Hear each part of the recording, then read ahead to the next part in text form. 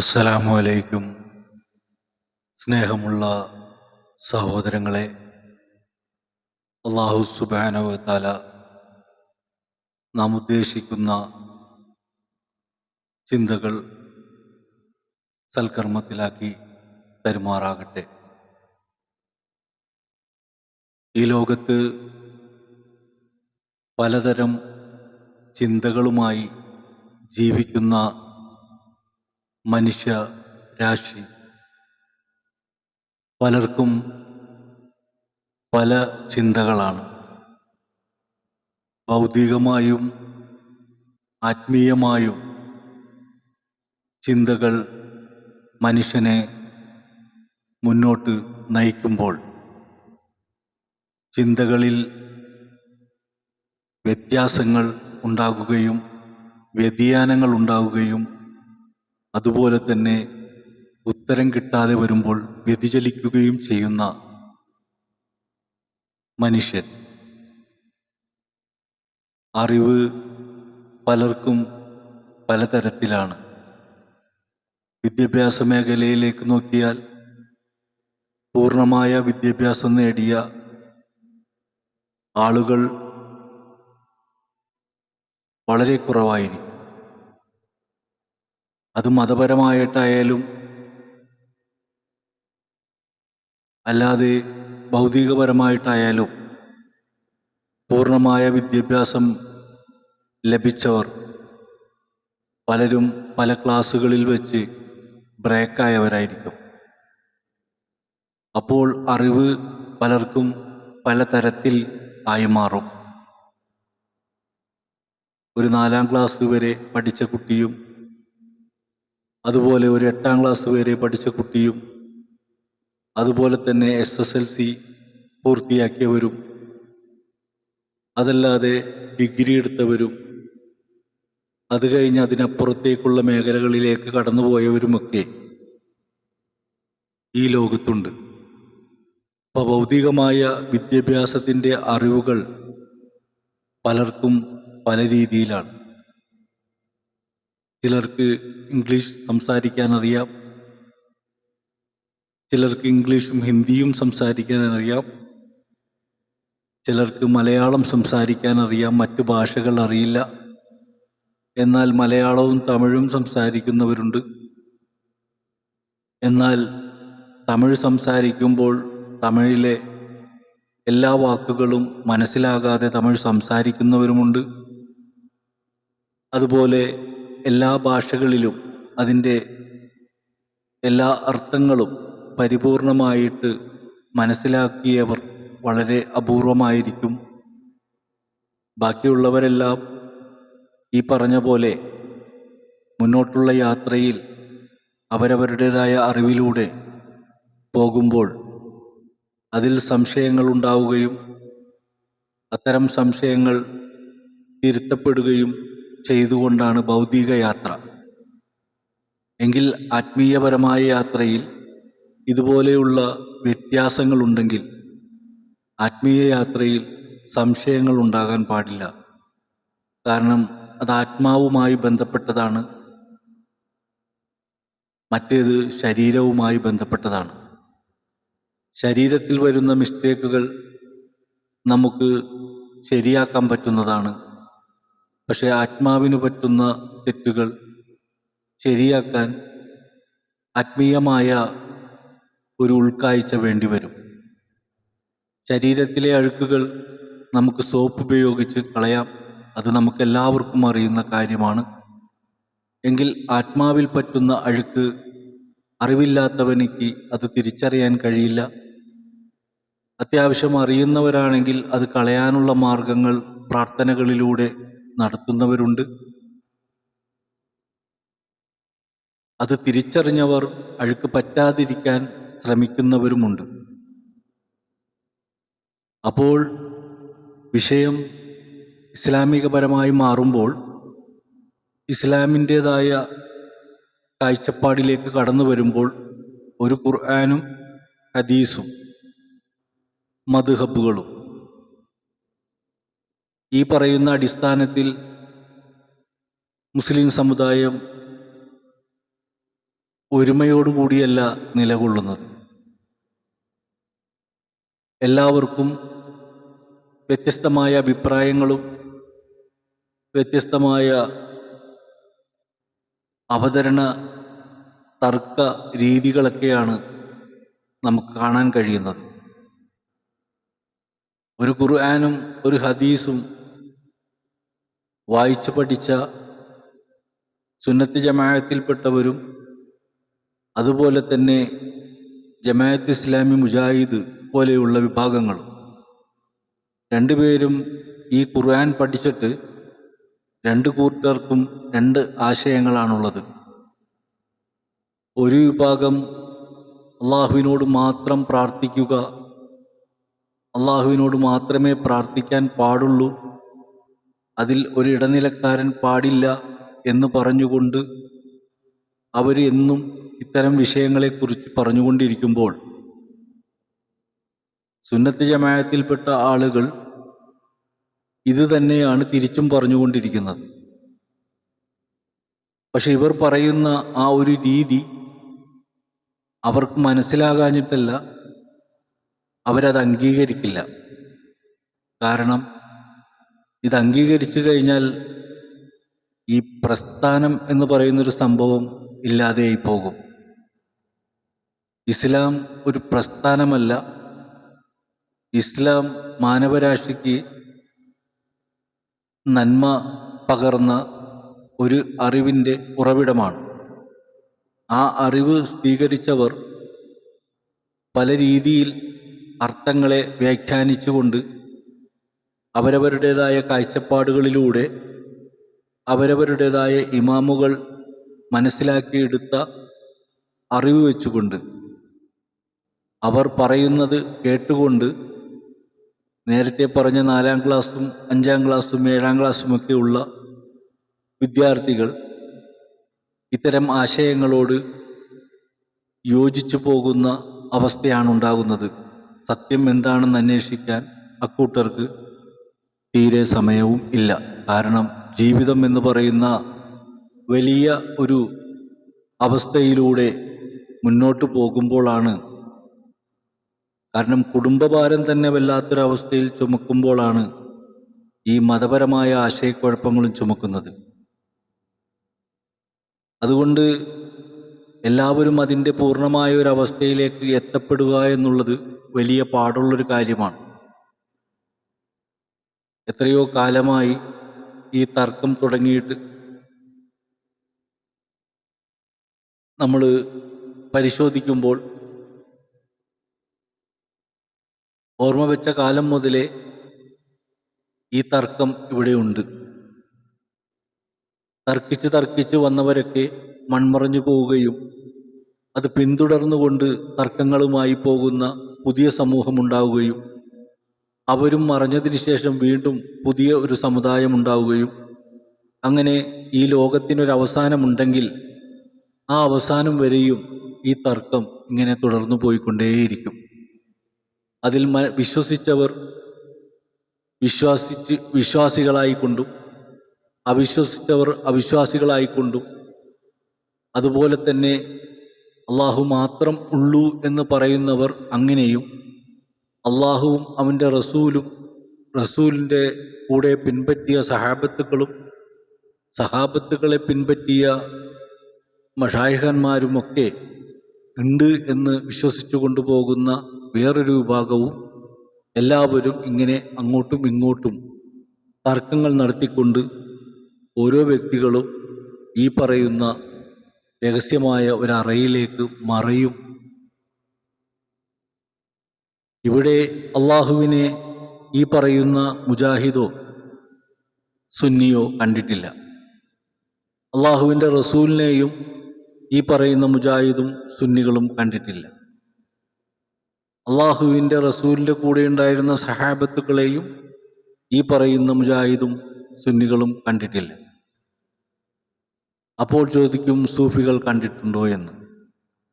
അവരും കണ്ടിട്ടില്ല. കണ്ടവരിൽ നിന്ന് കൈമാറി വന്ന അറിവുകൾ അത് സ്വയം ജീവിതത്തിൽ പകർത്താൻ ശ്രമിക്കുകയും അത്തരം പകർത്തി കൊണ്ടുപോകുന്നതിനിടയിൽ അവരിലേക്ക് കടന്നു വരുന്ന ആരെങ്കിലും അവരെ പിൻപറ്റിക്കൊണ്ട്, അവരെ മനസ്സിലാക്കിക്കൊണ്ട് അവരുടെ പാത പിന്തുടരുമ്പോൾ അവിടെ ഒരു ഷെയ്ഖും മുരീദും ആയി മാറുന്ന ഒരവസ്ഥയുണ്ടാകുന്നുണ്ട്. ഇത് തന്നെയാണ് റസൂലും അവരുടെ സഹാബത്തുക്കളും ഉണ്ടായത്. ഒരാൾ സംസാരിക്കുന്ന ഒരു വിഷയം ഞാൻ കേട്ടു. അൽ ബഖറ സൂറത്തെടുത്തുകൊണ്ട് ഉദ്ധരിച്ചുകൊണ്ട് അദ്ദേഹം പറയുന്നു, അലിഫ് ലാം മീം ദാലിക്കൽ കിതാബു ലാ റൈബ ഫീഹി ഹുദൽ ലിൽ മുത്തഖീൻ. സൂക്ഷ്മത പാലിക്കുന്നവർക്ക് നേർവഴി കാണിക്കുന്ന ഒരു ഗ്രന്ഥമാണ് പരിശുദ്ധ ഖുർആൻ. ആ ഖുർആനിൽ അള്ളാഹുവിനെ മാത്രം വിശ്വസിക്കുക എന്നുള്ള ഒരു വിഷയത്തെ ആസ്പദമാക്കിക്കൊണ്ട് അദ്ദേഹം സംസാരിക്കുന്നു. അദ്ദേഹം ഒരുപാട് ആയത്തുകൾ ഓതിക്കൊണ്ട് സംസാരിക്കുമ്പോൾ ഈ ആയത്തുകളുടെ അർത്ഥം പോലും അറിയാത്ത, അല്ലെങ്കിൽ ആയത്ത് തന്നെ ഓതാൻ അറിയാൻ പാടില്ലാത്ത സാധാരണക്കാരായ ആളുകൾ അദ്ദേഹത്തിൻ്റെ ആ അവതരണ ശൈലി കണ്ടുകൊണ്ട് അദ്ദേഹം പറയുന്നത് എത്രയോ ശരിയാണെന്ന് തോന്നിപ്പോകുന്ന ഒരവസ്ഥയാണ് ഉണ്ടാകുന്നത്. ഇതുപോലെ തന്നെ സുന്നി വിഭാഗത്തിൽപ്പെട്ട ആളുകളും അവരും ആയത്തുകൾ ഓതി അതിനർത്ഥം വെക്കുമ്പോൾ ഈ പറയുന്ന പോലെ ഇവിടെയും അങ്ങനെ വിശ്വസിക്കുന്ന ആളുകളുണ്ടാകുന്നു. അപ്പോൾ യഥാർത്ഥത്തിൽ അള്ളാഹുവിനെയോ അവൻ്റെ റസൂലിനെയോ കണ്ടിട്ടില്ലാത്ത, പരിശുദ്ധ ഖുർആനിലൂടെ കിട്ടിയ അറിവുകൾ, ആ ഖുർആൻ എങ്ങനെയാണ് വന്നതെന്ന് നമുക്കെല്ലാവർക്കും അറിയാം. അള്ളാഹുവിൻ്റെ കലാം എന്ന് പറയാനുള്ള കാരണം അള്ളാഹുവിൻ്റെ റസൂലിൽ നിന്ന് വന്ന അറിവായതുകൊണ്ടാണ്. അപ്പോൾ അള്ളാഹു റസൂലിലേക്ക് ആ അറിവ് കൊടുത്തു, ആ അറിവാണ് മറ്റുള്ളവർക്ക് പകർന്നത്.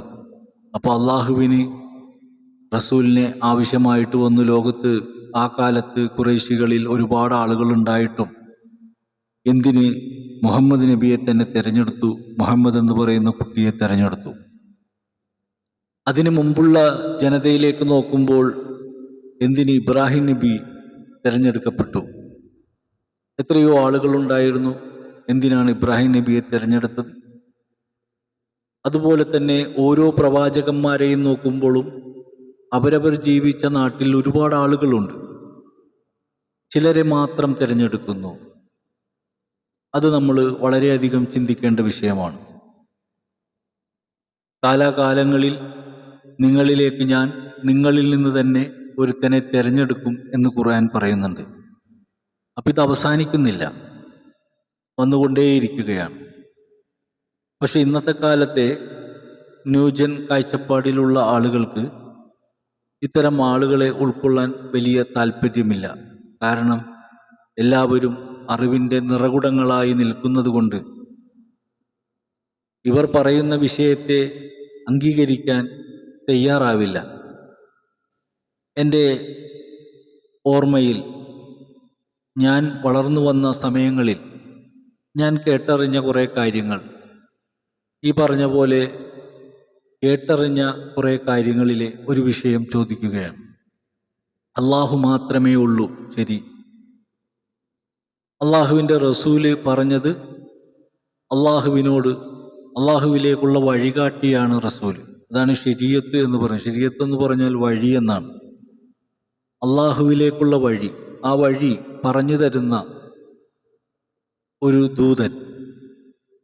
അപ്പോൾ അള്ളാഹുവിലേക്കാണ് നബി ആളുകളെ നയിച്ചത് എന്ന് പറയുന്നു.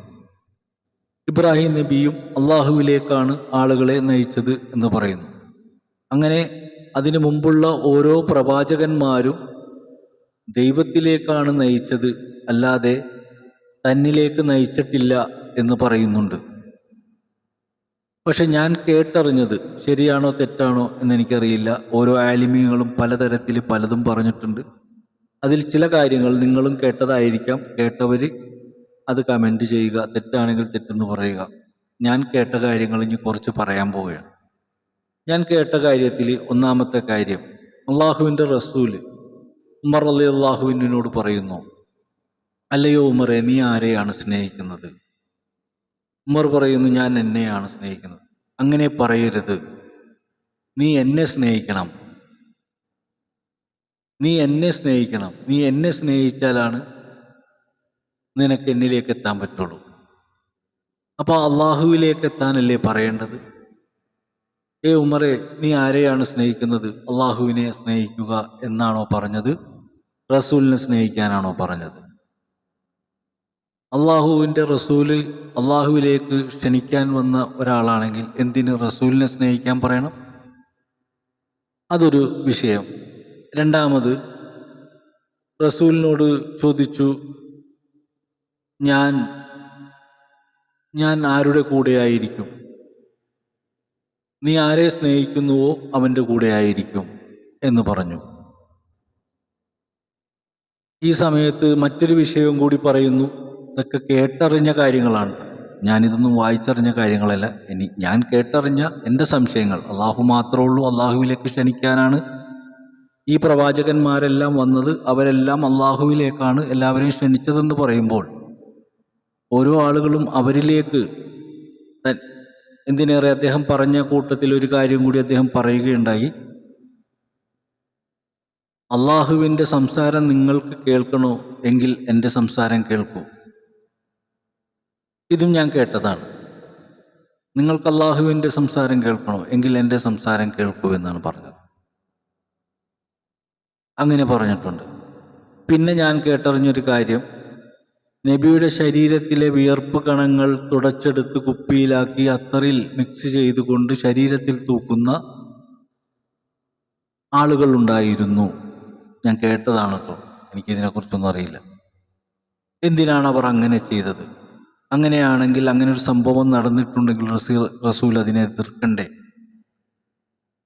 കാരണം അള്ളാഹുവിനെ സ്നേഹിക്കാൻ വന്ന ഒരാൾ, അള്ളാഹുവിനെ സ്നേഹിപ്പിക്കാൻ വേണ്ടി വന്ന ഒരാൾ, അവർ അള്ളാഹുവിനെ കുറിച്ച് സംസാരിക്കുമ്പോൾ അവരുടെ ശരീരത്തിലെ വേർപ്പെടുത്ത് അത്തറിൽ പൂശി ശരീരത്തിൽ തേച്ചു എന്നുള്ളൊരു കഥ ഓരോ ആലിമീങ്ങളും ഓരോ വാദിൻ്റെ സദസ്സിലൊക്കെ പറഞ്ഞു കേട്ട അറിവുകളാണ് കേട്ടോ. എവിടെയെങ്കിലൊക്കെ എഴുതി വെച്ചിട്ടുണ്ടെന്ന് തപ്പാൻ ഞാൻ പോയിട്ടില്ല. എങ്കിലും കേട്ടവർ, എന്നെപ്പോലെ കേട്ട ആരെങ്കിലും ഉണ്ടെങ്കിൽ പറയുക, നമുക്ക് സംശയങ്ങളൊക്കെ തീർക്കണമല്ലോ. അങ്ങനെ ഒരുപാട് കാര്യങ്ങൾ. എന്തിനേറെ പറയുന്നു, അള്ളാഹുവിലേക്ക് അടുക്കാനാണ് എല്ലാവരും വന്നത്. പ്രവാചകൻ വഫാത്തായി. ആയിഷ ബീവിയുടെ ഭവനത്തിലാണ് അവർക്കുള്ള ആ സ്ഥലം നിർണയിക്കപ്പെട്ടതെന്നും അബൂബക്കർ സിദ്ദീഖ് റളിയല്ലാഹു അൻഹു തൊട്ടടുത്ത് തന്നെ ഉണ്ടെന്നും, എന്നിങ്ങനെ വഫാത്തായിക്കൊണ്ട് തന്നെ മറ്റൊരു സ്ഥലം ആയിഷ ബീവിക്കും കൂടി ഉള്ളതാണ് എന്നുള്ളത്. അങ്ങനെ വന്നപ്പോൾ ഉമർ റളിയല്ലാഹു അൻഹു അവിടെ കിടക്കാനായിട്ട് ആഗ്രഹിച്ചു. ഈ ആവശ്യം ആയിഷ ബീവിയോട് പറഞ്ഞതായിട്ട് ഞാൻ കേട്ടിട്ടുണ്ട്. അള്ളാഹുവിലേക്ക് പോകാൻ ഉദ്ദേശിക്കുമ്പോൾ എവിടെ കിടന്നാലും എന്താണ് കുഴപ്പം? ഇതും കേട്ടതാണ് കേട്ടോ. അപ്പം ഇങ്ങനെ ഒരുപാട് കാര്യങ്ങൾ പലതരത്തിലും നമ്മുടെ ആ വളർന്നു വന്ന കാലഘട്ടത്തിൽ, ഇത് മദ്രസയിലൊന്നും പഠിച്ചതല്ല, ഇസ്ലാമിക പ്രഭാഷണങ്ങളൊക്കെ നടക്കുന്ന വേദികളിൽ പണ്ടുകാലങ്ങളിലൊക്കെ വഅദൊക്കെ നടക്കുമ്പോൾ, അത്തരം വഅദ് സദസ്സുകളിലൊക്കെ പോയിരിക്കുമ്പോൾ കേൾക്കുന്ന അറിവുകളാണ് ഞാൻ പറഞ്ഞത്. ഞാൻ പഠിച്ചത് പുല്ലേപ്പടി ദാറുൽ ഉലൂം ഹൈസ്കൂളിലാണ്. അവിടുത്തെ വിദ്യാർത്ഥിയായിരിക്കുന്ന സമയത്തുണ്ടായ ഒരനുഭവം, ഈ സുന്നി പള്ളികളിലേക്ക് നിസ്കരിക്കാൻ പോകുന്ന കുട്ടികൾ, ഞാൻ അവിടെ കണ്ട ഒരു അറിവ്, കാരണം മതപരമായിട്ട് അറിഞ്ഞിട്ട് ആളുകൾ പോയതല്ല, ചില അടിസ്ഥാനത്തിൽ അതിലേക്ക് പോയത് ഞാൻ എൻ്റെ ശ്രദ്ധയിൽപ്പെട്ടിട്ടുണ്ട്. കാരണം ഞാൻ സുന്നിയായിട്ടാണ് വളർന്നത്. അതുകൊണ്ട് സുന്നത്തെ ജമാഅത്തിൻ്റെ പള്ളികളിൽ പോയിട്ടാണ് വെള്ളിയാഴ്ച ജുമാ നിസ്കരിക്കാറ്. അപ്പം അക്കാലത്ത് നമ്മളൊക്കെ മുടിയൊക്കെ വളരെയധികം ഭംഗിയായിട്ടൊക്കെ ഈരി വെച്ച് ആണ് വരുന്നത്. അപ്പം മുടി ഈരി വെക്കാൻ ചീപ്പും കൊണ്ട് സ്കൂളിലേക്ക് പോകാറില്ല. മുടിയൊക്കെ ഈരി ഒതുക്കി വൃത്തിയിലാണ്. അപ്പോൾ സുന്നി പള്ളികളിലേക്ക് പോകുമ്പോൾ തല മറക്കുക എന്നുള്ളൊരു നിർബന്ധമായ കാര്യമുണ്ട്. അപ്പോൾ ഈ പള്ളിയിൽ മൊത്തം ആളുകൾ തലമറച്ചിരിക്കുമ്പോൾ തല മറക്കാതെ ഇരിക്കുമ്പോൾ ഒരു അസ്വസ്ഥത മനസ്സിൽ വരും. ടവലൊന്നും എടുത്തിട്ടുണ്ടാവില്ല, തൊപ്പി എടുത്തിട്ടുണ്ടാവില്ല. അപ്പോൾ വല്ലാത്തൊരു അസ്വസ്ഥതയോടുകൂടിയായിരിക്കും അവിടെ നിൽക്കുന്നത്. അപ്പോൾ ഒരു നിർബന്ധമായ ഒരു അവസ്ഥ മനസ്സിലെപ്പോഴും ഫീൽ ചെയ്യും, തല മറക്കണ്ടേ. ഈ തല മറച്ച് കഴിയുമ്പോൾ മുടി ചുളുങ്ങും, കാരണം സ്കൂളിലാണല്ലോ. അപ്പോൾ മുടി ഒരു സ്റ്റൈലൊക്കെ മാറുമ്പോൾ ഉണ്ടാകുന്ന ഒരു മാനസിക അസ്വസ്ഥത. അപ്പോൾ പള്ളിയിൽ നിന്ന് ഈ പറയുന്ന പുല്ലേപ്പടി ദാറുൽ ഉലൂമിൽ അവിടെ തന്നെ സ്കൂളിനകത്ത് തന്നെ ഒരു മുസ്ലിം അവരുടേതായ, അതായത് ഈ പറയുന്ന ജമാഅത്ത് ഇസ്ലാമിയുടെ പള്ളിയുണ്ട്. അപ്പോൾ നിസ്കരിക്കാൻ വേണ്ടി ഞങ്ങൾ സുഹൃത്തുക്കളൊക്കെ കൂടി ഈ സുന്നി പള്ളിയിലേക്ക് പോകും. മറ്റു കുറേ കുട്ടികൾ ഇങ്ങോട്ടും പോകും. അപ്പോൾ സുന്നികളായ പിള്ളേർ പയ്യെ പയ്യെ ആ പള്ളിയിലേക്ക്, ഈ ജമാഅത്ത് ഇസ്ലാമിയുടെ പള്ളിയിലേക്ക് പോകുന്നതാണ് ഞാൻ കാണുന്നത്. ഞങ്ങളുടെ കൂടെയുള്ള ആളുകളുടെ എണ്ണം കുറയാൻ തുടങ്ങി. അപ്പോൾ ഒരു ദിവസം ഞാൻ അവരോട് ചോദിച്ചു, എന്താടാ നീ ആ പള്ളിയിലേക്ക് പോകുന്നത് എന്ന് ചോദിച്ചപ്പോൾ അവൻ പറയുകയാണ്, ആ പള്ളിയിൽ പോയ തലമറക്കണ്ട, ഇവിടെ പോയ തലമറക്കണം. അപ്പോൾ യഥാർത്ഥത്തിൽ ഇത് നടന്നൊരു സംഭവമാണ്. അപ്പോൾ നോക്കുമ്പോൾ അവിടെ തലമറക്കൽ വലിയ നിർബന്ധമല്ല. ഇവിടെ തലമറക്കൽ വലിയ നിർബന്ധമായ ഒരു അവസ്ഥയായിരുന്നു ആ കാലത്തട്ടോ. ഇപ്പൊന്നുമില്ല. ഇപ്പം എങ്ങനെ വേണമെങ്കിലൊക്കെ വരാൻ പോകാമൊക്കെയാണ്. ഞാൻ എൻ്റെയൊക്കെ ആ ചെറുപ്പത്തിലുള്ളൊരു കാര്യമാണ് ഞാൻ സംസാരിച്ചത്. അന്ന് ഭയങ്കര സ്ട്രിക്റ്റായിരുന്നു. അന്ന് പള്ളിയിലെ ഖത്തീബൊക്കെ വന്നു കണ്ടു കഴിഞ്ഞാൽ പെണ്ണുങ്ങളൊക്കെ കൂടി പേരടകത്ത് വിളിക്കും. ഇന്ന് ഖത്തീബല്ല ആര് വന്നാലും അവരുടെ മുമ്പിൽ കൂടി വളരെ കൂളായിട്ട് നടന്നു പോകുന്ന സ്ത്രീകളുള്ള കാലമാണ്. അത്രയും വ്യത്യാസങ്ങൾ വന്നുപോയി. അപ്പോൾ ഞാൻ പറഞ്ഞു വന്നത് എന്താണെന്ന് വെച്ച് കഴിഞ്ഞാൽ, അറിവ് പലർക്കും പലതരത്തിലാണ്. ഈ അറിവ് കൊണ്ടു നടക്കുന്ന ഓരോരുത്തരും നിരപരാധികളാണ്. എന്ന് വെച്ച് കഴിഞ്ഞാൽ വളർന്നു വന്നപ്പോൾ എന്താണോ അവർക്ക് കിട്ടിയത് ആ വിശ്വാസത്തിൽ മുറുകെ പിടിച്ചു പോരുകയാണ്. ഇപ്പം നമ്മുടെ കുടുംബങ്ങളിലൊക്കെ തന്നെ, ഇപ്പം എൻ്റെ ഫാമിലി, ഞാൻ വളർന്നു വരുമ്പോൾ എൻ്റെ പാപ്പ കോൺഗ്രസ്സുകാരനാണ്.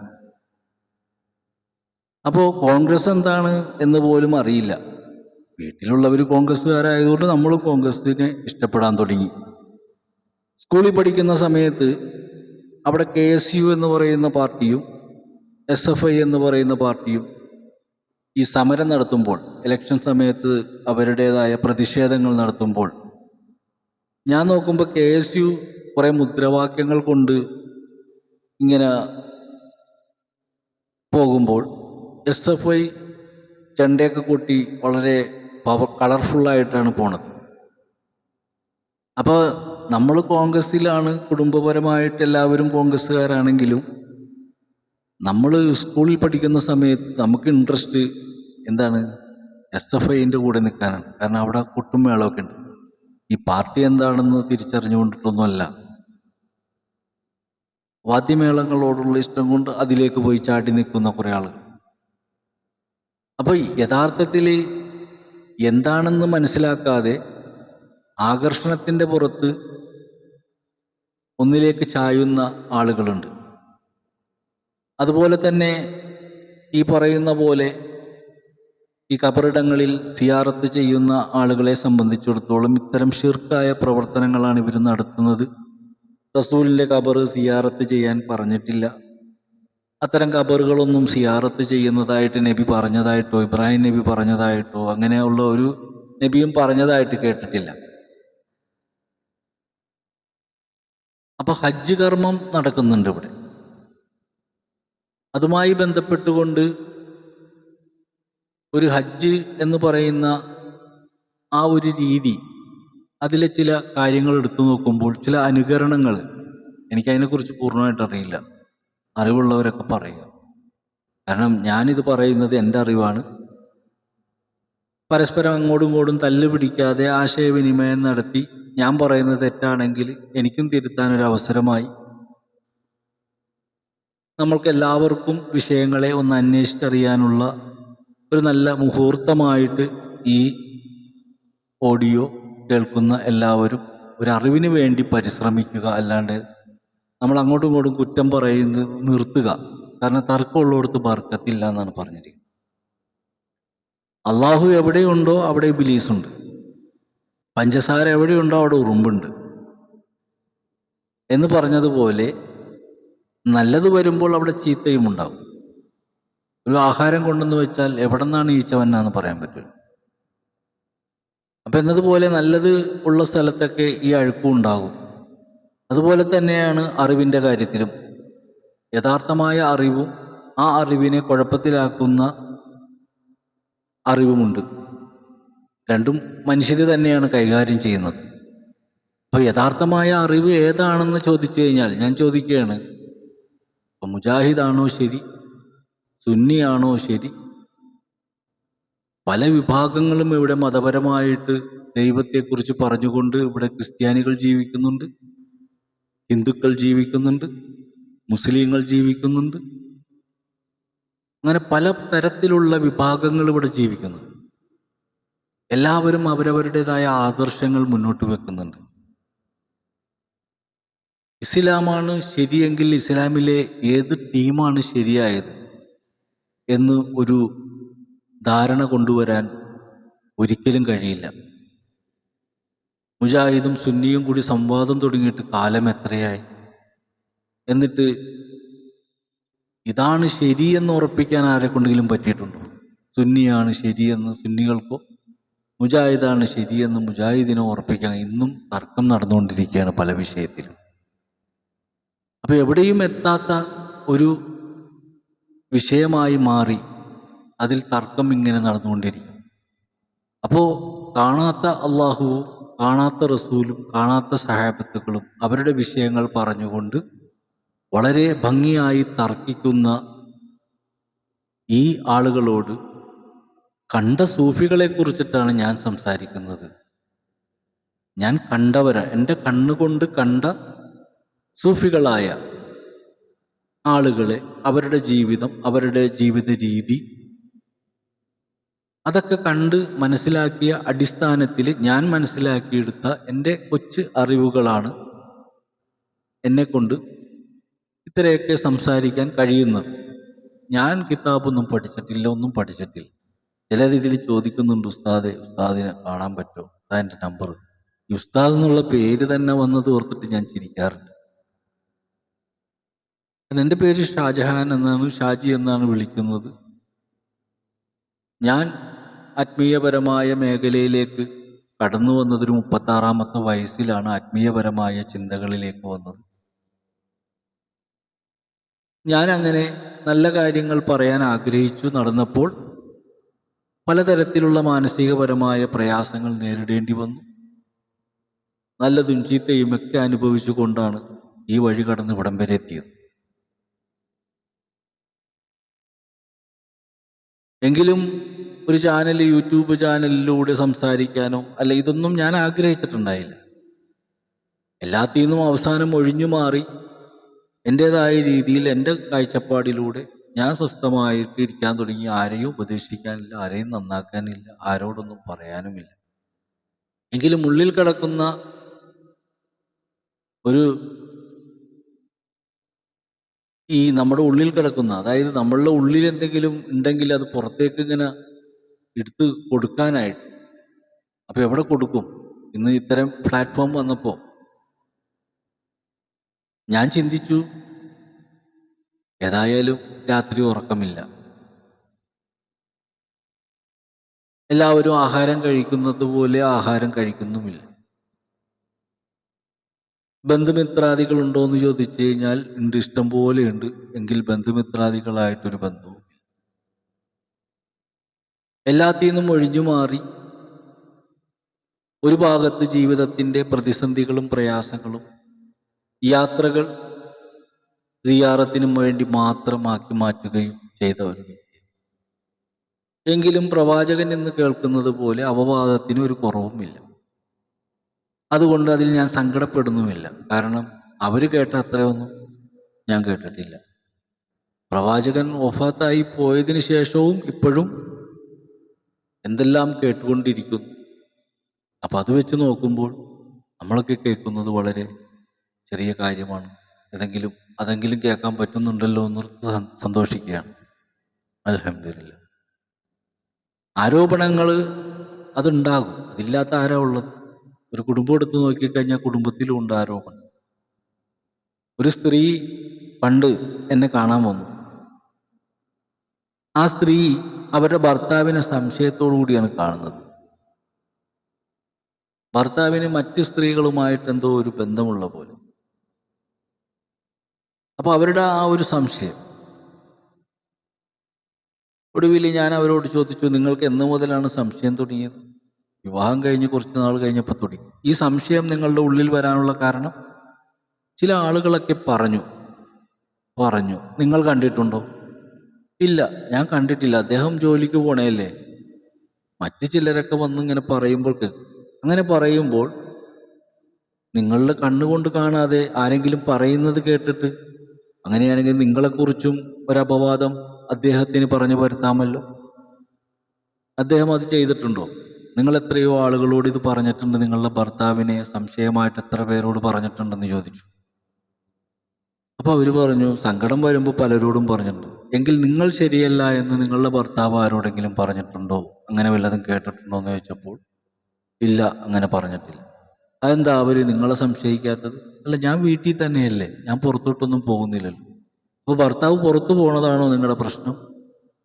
അപ്പോൾ ഭർത്താവ് വീടിൻ്റെ അകത്തിരുന്ന് കഴിഞ്ഞാൽ പ്രശ്നം മാറുമോ എന്ന് ചോദിച്ചു. അതുകൊണ്ട് നിങ്ങളുടെ സംശയം കണ്ണുകൊണ്ട് കാണുമ്പോൾ, ഖുർആൻ പറഞ്ഞിട്ടുണ്ട്, സ്വന്തം കണ്ണുകൊണ്ട് കാണുക, അതിന് 4 സാക്ഷികൾ ഉണ്ടായിരിക്കുക, അല്ലാതെ കുറ്റം ആരോപിക്കരുത്. അങ്ങനെ കുറ്റം ആരോപിച്ചവനെ ചാട്ടവാറിനടിക്കണം എന്നാണ് ഖുർആൻ പറയുന്നത്. അപ്പോൾ കണ്ണുകൊണ്ട് കണ്ടാൽ പോലും 4 സാക്ഷികളില്ലാതെ കുറ്റം ആരോപിക്കരുതെന്നാണ് പറയുന്നത്. അങ്ങനെ പറയുന്നവനെ ചാട്ടവാറിനടിക്കണം എന്നാണ് പറഞ്ഞിരിക്കുന്നത്. അപ്പം ഞാൻ അവരോട് ഇതൊക്കെ പറഞ്ഞു. അതുകൊണ്ട് ഇനി മേലാൽ നിങ്ങൾ അത്തരം സംശയങ്ങളും കൊണ്ട് നടക്കരുത്. ഇനി ആരോടും പറയാതിരിക്കുക, ഉള്ളിലൊതുക്കി കഴിയുക. നിങ്ങൾ മോശം പറയുന്നത് നിങ്ങളുടെ ഭർത്താവിനെ കുറിച്ചാണ്. സംശയമുണ്ടെങ്കിൽ നിങ്ങളത് അന്വേഷിച്ച് കണ്ടെത്താൻ ശ്രമിക്കുക. അല്ലാതെ കുറ്റം ഇങ്ങനെ പറഞ്ഞുകൊണ്ട് നടക്കുന്നത് ഒരിക്കലും ശരിയല്ല. കാരണം അദ്ദേഹം നിരപരാധിയാണെങ്കിൽ ഇത്രയും കാലം പറഞ്ഞതിന് നിങ്ങൾ റബ്ബിൻ്റെ മുമ്പിൽ സമാധാനം പറയേണ്ടവർ. അതുകൊണ്ട് നിങ്ങൾ നിസ്കരിച്ച നിസ്കാരവും അതിൻ്റെ കൂലിയൊക്കെ ആ ഭർത്താവിന് കിട്ടിയിട്ടുണ്ടാവും. ലാസ്റ്റ് നിങ്ങൾ വട്ടപൂജയായിട്ട് പോകേണ്ടിയും വരും എന്ന് ഞാൻ പറഞ്ഞു. അവരിങ്ങനെ അടക്കെ പിടിച്ച് നടക്കാൻ തുടങ്ങി. ഓരോ ദിവസവും ഞാൻ ചോദിക്കും, എന്തായി? ഇല്ല, ഇപ്പം ഞാൻ അങ്ങനെ ചിന്തിക്കാറില്ല, ഞാൻ പറയാറില്ല. കുറച്ച് ദിവസം കഴിഞ്ഞപ്പോൾ അവർ വന്നിട്ട് പറയുകയാണ്, ഭർത്താവ് ഇപ്പോൾ ഉച്ചക്കൊക്കെ വീട്ടിൽ വരുന്നുണ്ട്, ഇപ്പോൾ വീട്ടിൽ നിന്നാണ് ആഹാരം കഴിക്കണത്, സമാധാനം വന്നു തുടങ്ങി മനസ്സിന്. അപ്പം ഞാൻ പറഞ്ഞു, അതെ, അങ്ങനെ ശരിയായി വന്നോളൂ, ഞാൻ ആരോടും പറയണ്ട. അങ്ങനെ പറഞ്ഞു ഒരു ദിവസം ഇവർ വന്നിട്ട് വളരെ സങ്കടം, ഇപ്പോൾ ഭർത്താവ് പുറത്തോട്ടൊന്നും പോണില്ല. ഞാൻ പറഞ്ഞു, അൽഹംദുലില്ലാ, സമാധാനമായില്ലേ, ഇനി പേടിക്കണ്ടല്ലോ. അല്ല, അങ്ങനെ വീട്ടിലിരുന്നാൽ ഇപ്പം എങ്ങനെയാണ് ശരിയാകണത്? വീട്ടിലെ കാര്യങ്ങളൊക്കെ നടക്കണ്ടേ? അത് ശരി. അപ്പോൾ ഭർത്താവ് പുറത്തു പോവുകയും വേണം, നിങ്ങൾക്ക് ജീവിക്കുകയും വേണം, നിങ്ങൾക്ക് സംശയിക്കുകയും വേണം. അങ്ങനെ കുറച്ച് സംസാരിച്ചതിന് ശേഷം അവർ ആ മനസ്സിൽ നിന്നത് കളയുകയും അങ്ങനെ സന്തോഷത്തിൽ ജീവിക്കുകയും ചെയ്യുന്ന കാഴ്ച ഞാൻ കണ്ടു. അൽഹംദുലില്ലാ. അങ്ങനെ നമ്മൾ ഓരോ കുടുംബങ്ങളിലേക്ക് നോക്കുമ്പോഴും ഇത്തരം വിഷയങ്ങളൊക്കെ ധാരാളം നടക്കുന്നുണ്ട്. സംശയം ഒരു രോഗമാണ്. നമുക്ക് പലരെക്കുറിച്ചും പല അപവാദങ്ങൾ പറയാം. ആരെ വേണമെങ്കിലും എത്ര മോശത്തരത്തിൽ വേണമെങ്കിലും ആക്കാം, എന്തൊക്കെ വേണമെങ്കിലും പറഞ്ഞു കൂട്ടാം. അത് എനിക്കും കഴിയും, നിങ്ങൾക്കും കഴിയും. പക്ഷെ നമ്മുടെ വഴി അതല്ല. ആരൊക്കെ എന്തൊക്കെ പറഞ്ഞാലും അള്ളാഹുവിന് അഭയം പ്രാപിച്ച് ജീവിക്കുമ്പോൾ മഹാന്മാർ പഠിപ്പിച്ചു തന്നതാണ്, നമ്മൾ ക്ഷമിക്കുക. അവർ പറയട്ടെ. അള്ളാഹുവിൻ്റെ റസൂലിൻ്റെ കഴുത്തിൽ കുടൽമാല ഇട്ടു, ചീഞ്ഞ കുടൽമാല കൊണ്ടുവന്നിട്ട് ഒട്ടകത്തിൻ്റെ. അവർ ക്ഷമിച്ചില്ല. എന്തെല്ലാം തരത്തിലുള്ള ഉപദ്രവങ്ങളാ ജീവിച്ചിരിക്കുന്ന കാലത്തുണ്ടായിരുന്നു. അവിടെയെല്ലാം ക്ഷമ കൊണ്ട് നേരിട്ട ഒരുപാട് അനുഭവങ്ങളുണ്ട്. ചില നിവൃത്തികേടായ ഘട്ടങ്ങളിൽ മാത്രമേ യുദ്ധങ്ങൾ ഉണ്ടായിട്ടുള്ളൂ. അപ്പോൾ നമ്മൾ മൊത്തത്തിൽ എല്ലാം പഠിച്ചെങ്കിൽ മാത്രമേ നമ്മളുടെയൊക്കെ ചെറുപ്പം തന്നെ നോക്കൂ, നമ്മൾ തല്ലുപിടിച്ച സന്ദർഭങ്ങളില്ലേ? നമ്മുടെ രക്ഷിതാക്കളോട് തന്നെ വഴക്കിട്ട സന്ദർഭങ്ങളില്ല. എങ്കിലും നമ്മളെ വളർത്തി വലുതാക്കിയത് അവരൊക്കെയാണെന്ന് ഓർത്തുകൊണ്ട് നമ്മൾ മിണ്ടാതിരുന്നിട്ടില്ല. അങ്ങോട്ടും ഇങ്ങോട്ടും ഒക്കെ പഴിചാരിയതും ചീത്ത പറഞ്ഞതും തല്ലുപിടിച്ചതും ഇണങ്ങിയും പിണങ്ങിയും ഒക്കെ തന്നെയാണ് എല്ലാവരും കടന്നു പോയിക്കൊണ്ടിരിക്കുന്നത്. അതുകൊണ്ട് ഞാൻ മുൻപ് പറഞ്ഞ കാര്യങ്ങൾ നമ്മുടെ വിഷയം കേൾക്കാൻ ആഗ്രഹിക്കുന്നവർ അള്ളാഹുവിൻ്റെ മശായിഖന്മാരെ ഇഷ്ടപ്പെടുന്നവരായിരിക്കണം. അവരെ ഇഷ്ടപ്പെടുന്നതുകൊണ്ട് അള്ളാഹിനെ തള്ളലല്ല. ഏത് മക്കാമിൽ ചെന്നാലും അള്ളാഹുവിനോടാണ് ദുആ ചെയ്യുന്നത്. ഇഷ്ടപ്പെട്ട ഒരു സ്ഥലത്ത് നിന്നുകൊണ്ട്, നമുക്ക് ഏറ്റവും ഇഷ്ടമുള്ളൊരു സ്ഥലത്ത് നിന്ന് നമുക്ക് പ്രാർത്ഥിക്കുമ്പോൾ കിട്ടുന്നൊരു സുഖം വേറെയാണ്. എന്തിനാ പള്ളിയിൽ നിസ്കരിക്കാൻ പോണത്?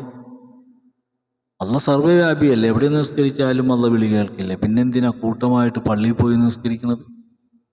അപ്പോൾ അവിടെ എല്ലാവരും ഒരുമയോടുകൂടി നിൽക്കുന്നൊരു സ്ഥലം, അവിടെ ഒരു പള്ളി, ആ പള്ളിയിലാണ് നിസ്കരിക്കുന്നത്. എല്ലാവരും അള്ളാഹിനെ നേരിട്ട് വിളിച്ച മതിയെങ്കിൽ പിന്നെ ഒരു ഇമാമിൻ്റെ ആവശ്യമുണ്ടോ? ബാങ്ക് കൊടുക്കാൻ ഒരു മല്ലാക്കാട് ആവശ്യമുണ്ടോ? എല്ലാത്തിനും അടിസ്ഥാനങ്ങളുണ്ട്. വെറുതെ നമ്മളിങ്ങനെ സംസാരിച്ച് തർക്കിച്ച്, നിങ്ങളുടെ വിശ്വാസം അതാണെങ്കിൽ അങ്ങനെ തന്നെ പോട്ടെ, സുന്നികളുടെ വിശ്വാസം ഇങ്ങനെയാണെങ്കിൽ ഇതും പോട്ടെ. രണ്ടു കൂട്ടരും ചെയ്യുന്നത് ശരിയാണോ തെറ്റാണോ എന്ന് അറിയണമെങ്കിൽ രണ്ടു കൂട്ടരും മരിക്കണം. മരിച്ചു കഴിയുമ്പോഴാണ് ഈ അള്ളാഹ് എന്ന് പറയുന്ന യാഥാർത്ഥ്യത്തിലേക്ക് ഇവരൊക്കെ എത്തുള്ളൂ. അപ്പോഴാണ് അതിൻ്റെ സ്വർഗവും നരകവും ഒക്കെ കിടക്കുന്നത്. ജീവിച്ചിരിക്കുമ്പോൾ എന്തായാലും സ്വർഗവും നരകവും കാണില്ല. പിന്നെ നരകം നമ്മൾ നല്ലോണം കാണുന്നുണ്ട് ജീവിച്ചിരിക്കുമ്പോൾ. ഇൻഷാ അള്ളാഹ് വിഷയം പറഞ്ഞു പോകണമെങ്കിൽ ഒരുപാട് പറയാനുണ്ട്. ചെറിയ ചെറിയ സമയം കേൾക്കാൻ നിങ്ങൾക്കും സമയം വേണം. ഇപ്പോൾ തന്നെ കുറച്ച് ടൈമായി. അതുകൊണ്ട് വലിച്ചു നീട്ടുന്നില്ല. ബാക്കി നാളെ സംസാരിക്കാം ഇൻഷാ അള്ളാഹ്.